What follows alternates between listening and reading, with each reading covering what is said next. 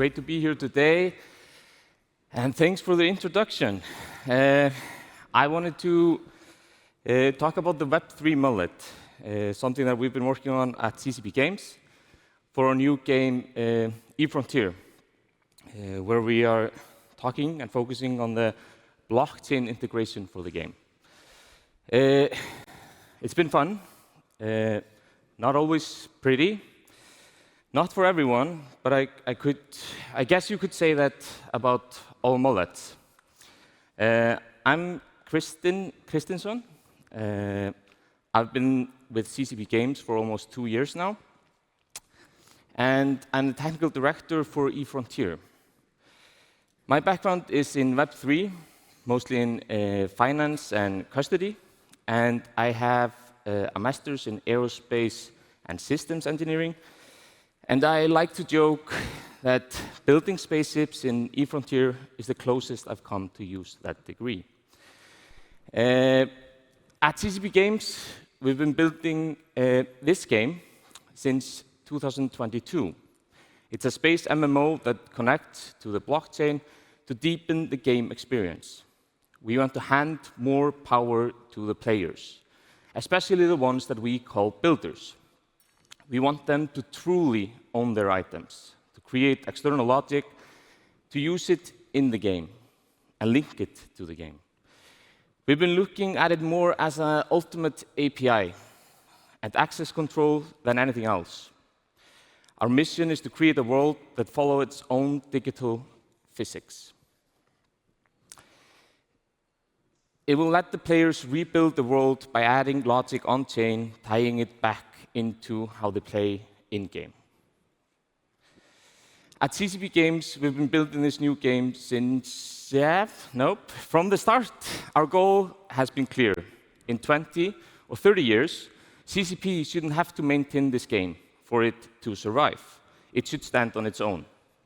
We believe that responsibility and sharing that responsibility with the community is healthy. And by linking blockchain and tokens to the game, we can build a strong community that benefits everyone involved. EVE Online, which CCP launched back in 2003, is famous for its amazing player community. We know the game itself is just a part of the puzzle. It's the community that makes it special. It's true what they say, the best ship in EVE is friendship. This is a screenshot from our awesome EVE repo. This just truly shows you how much is being built for EVE Online, and they only allow for read API. So we also have for EVE Online this Microsoft Excel plugin. It's sometimes called the Excel game. But we truly believe that for eFrontier, we should not brand it as a Web3 game. It should just be a great game. For players of EVE Online, they don't go around and say, hey, EVE Online is the best database game ever. You should play it. Like, it is just a great game. Even though technically it's incredible how it scales and runs on a single shard. And now it's more than 20-year-old. What really matters in the living world of EVE Online is the people who shape it. That's the focus with eFrontier 2. To build a great game, strong community, and autonomous world. We're not here to slap the blockchain label on eFrontier, but we wanted to benefit from everything that blockchain can offer. So let me tell you a bit more about our product, eFrontier. eFrontier is about survival. eFrontier is a space MMO inspired by EVE Online.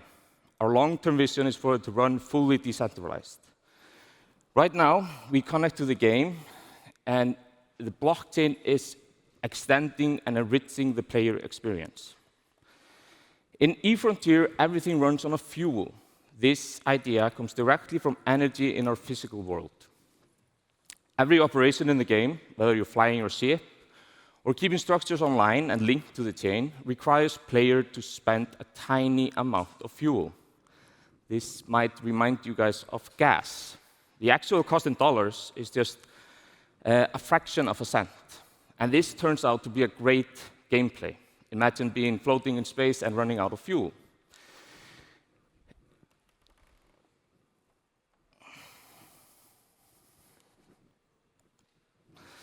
One of our first features was to build these smart assemblies. There, players can deploy them in space. They can fly around, and smart assemblies carry smart contract logic on-chain. They're like tiny programmable units that expand what players can do. We've been calling them our little Lego bricks, and the idea is that builders can assemble them and put them together, link them, and use them assembled together. To build this logic on-chain, we use the Mullet framework. Working with the Lattice team that created Mullet has been fantastic. Mullet lets us design on-chain logic using ECS, or the Entity Component System approach, storing data in table structures on-chain. Organizing systems and components by namespaces gives us a granular control and flexible access permission across the world that we create. Because the game engine and much of the game state still runs on our server, the server acts as a ruler of the world. It holds certain privileges that nobody else has. For example, if another player destroys your smart assembly, the game server just signals that to the chain immediately. No extra approvals needed, as it would be kind of strange if the other player would have to log in and approve that his structure was destroyed. In today's version, we have already multiple assemblies on-chain. Some are simple, following our fuel system, while others contain their business logic on-chain. This is where our builders can step in, extend, and customize their units directly on-chain. This is where we see the true power of the EVE community. We have hosted 3 hackathons so far, and we've been absolutely blown away with the results from those. So let's talk a bit about the smart assemblies. Our smart assemblies run fully on-chain. All of them need to stay online for players to interact with them. Right now, we have 3 core types. It's the smart gate, the smart turret, the smart storage unit, and then we have the network node that links them all together and controls the energy consumption. The smart gate is built in space by players. Its access control and links to other gates are enforced directly on-chain. Players can link gates together if they're within range, and this link is recorded on-chain. The game server calls canJump view function on the smart gate's smart contract. There, the owner configures how the smart gate responds to that call based on the inputs. They can base that decision on any on-chain data, the input data, or simply any data that is available on-chain. The smart turret works in a similar way. It has 2 key functions, the in proximity and on aggression.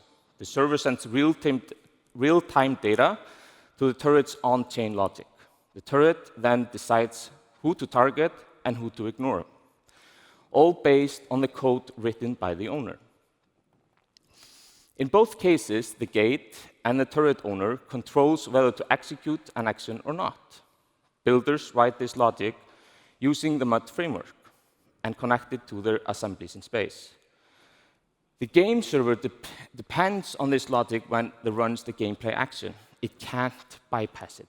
Each smart gate and smart turret come with a default configuration so they can be used by anyone. So for example, the smart gate will allow anyone in your tribe to pass through. No configuration needed. The smart storage unit is a bit different. Here, inventories live fully on-chain. For example, player A owns a storage unit with an on-chain inventory. Player B, who wants to interact with it, gets their own linked inventory. Now, all the items are on-chain. When items move to the chain, they are burned in-game. When they come back into the game, they're burnt on-chain. This keeps the system consistent and prevents double spending. The server fully trusts the chain to follow the rules agreed upon. A big decision goal was to give builders the maximum control. Both player A and player B inventories live on chain, and the chain is the single source of truth. It is deterministic. The game can only request items back. The chain decides if that happens. This is where we enforce also our location part of digital physics. This slide is borrowed from our good friend Kalupir, who has been participating in, I think, all of our hackathons. And this is his vision, not my vision. And it is about layering the game ecosystem. And there he has 2 games that are linked to eFrontier.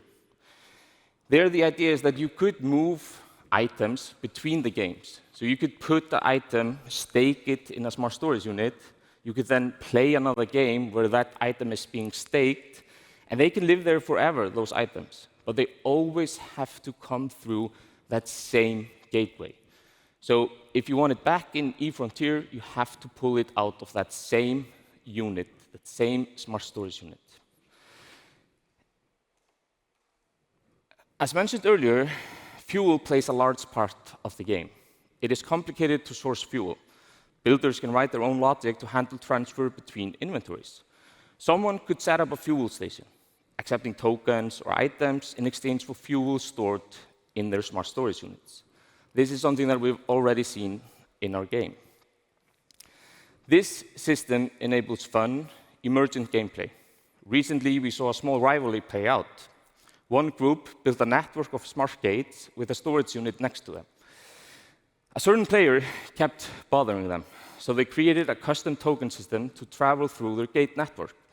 The cats, to get the token, you had to deposit that player's corpse into the storage unit next to the gate. It was an elegant, but maybe a bit hostile player-made solution. So, after this long intro, I hope you have a clearer picture of what we're trying to build. Now, I'd like to dive into the approach, how we are actually doing this, how we're trying to hide the blockchain complications from the player. So, this is a high-level infrastructure diagram.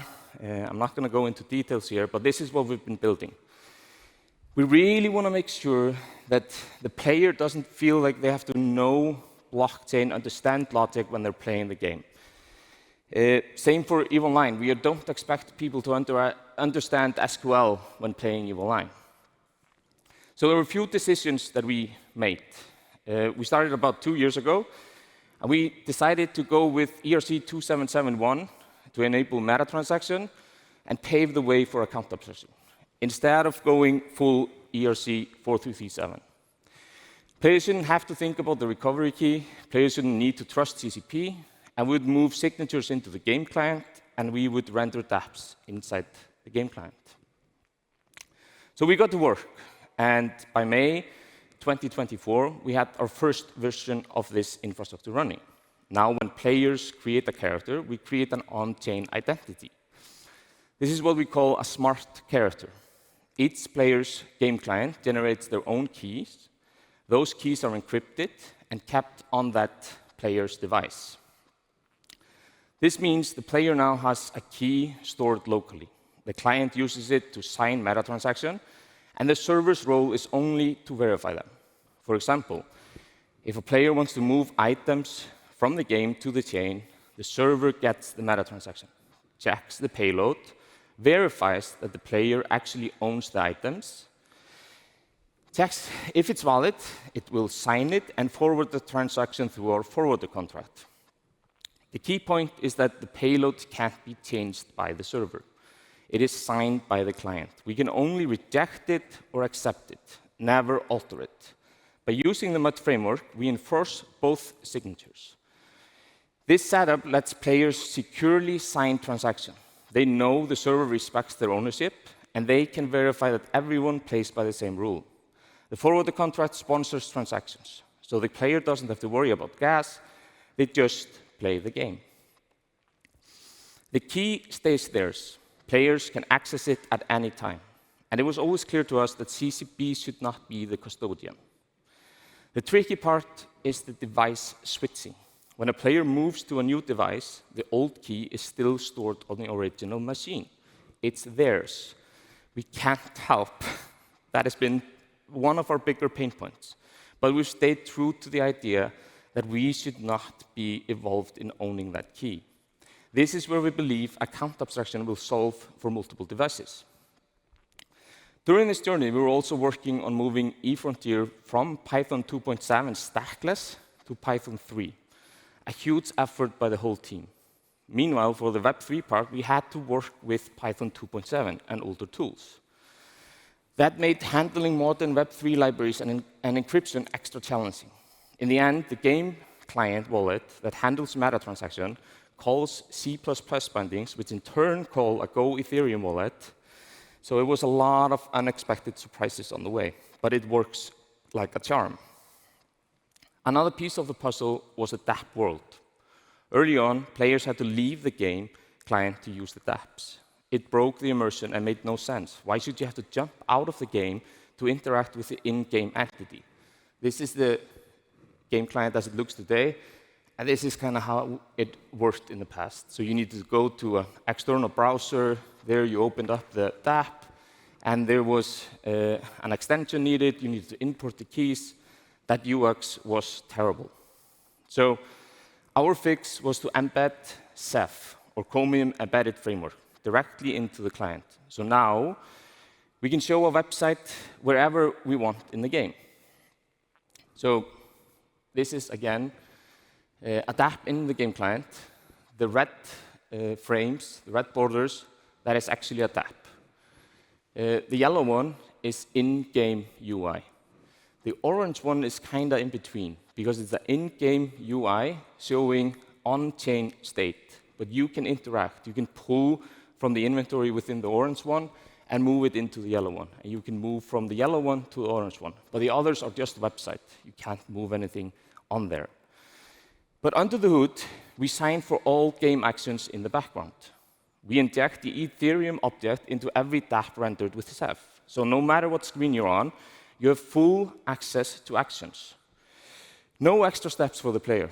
Our goal was that players would just log into and play. The Web3 parts work. Meanwhile, builders can expand the world. We are working on tools for them to build within the game.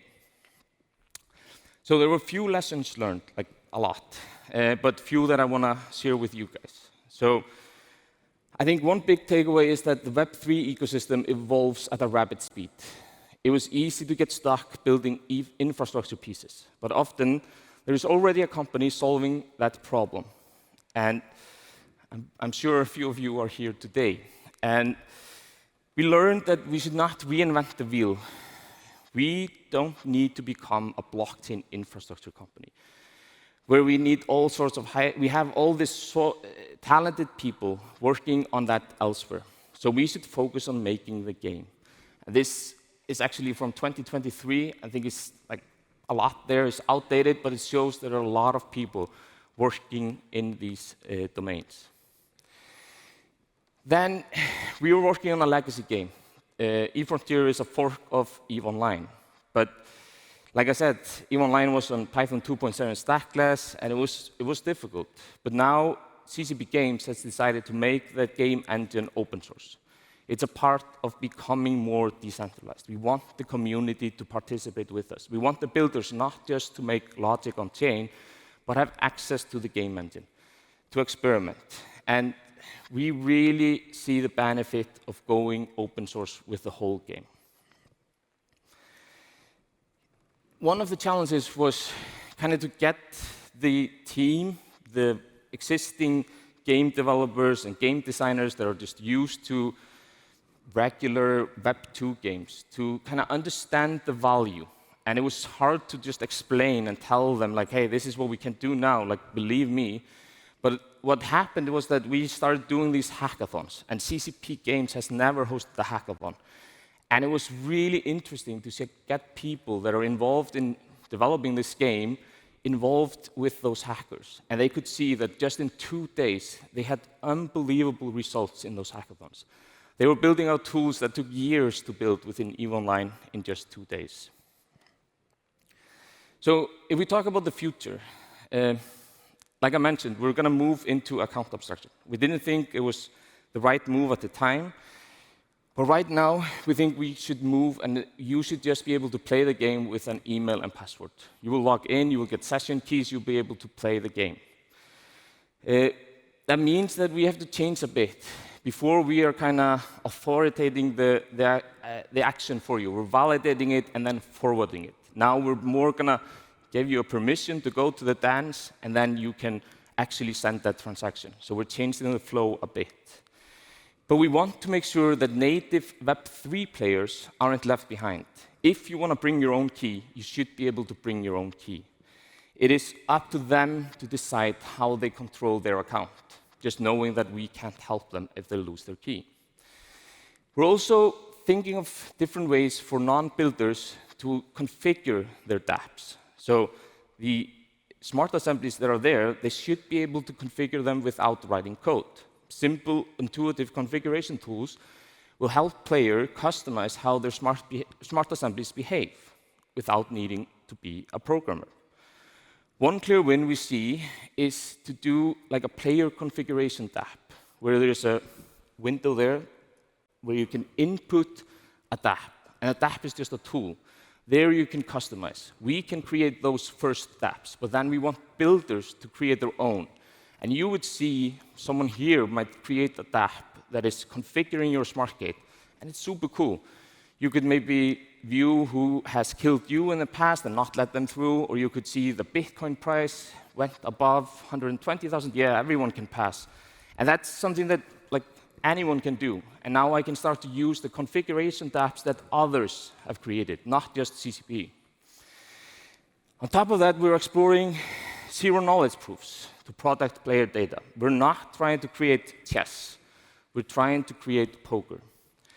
We're looking to issue pods, provable object data, to bundle the game data as proofs.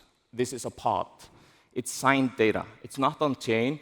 It's something where we just issue those pods. They have a Merkle proof, or Merkle tree, and you can prove individual field in this pod, all from the signature. This is something that we can now start to do, and we have started to do, is issue game data, static game data and dynamic state data, as pods. And we've hosted a hackathon around this, and this is super interesting, when people can start to have information that they own and use it to prove something on-chain or off-chain. So we're really excited about that, and we are really excited about the future. Thank you.